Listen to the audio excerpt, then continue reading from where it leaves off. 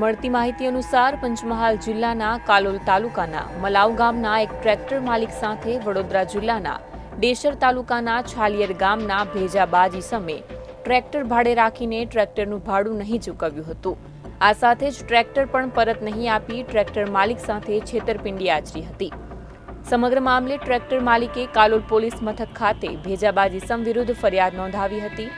ત્યારે ટ્રેક્ટર માલિકની ફરિયાદના આધારે પોલીસે તપાસ હાથ ધરી ભેજાબાજને ઝડપી પાડ્યો હતો.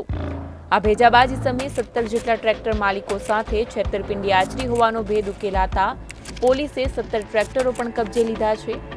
ત્યારે હાલ તો કાલોલ પોલીસે ₹82 લાખના 17 ટ્રેક્ટર અને એક ઇકો કાર જપ્ત કરી આગળની તપાસ આરંભી છે.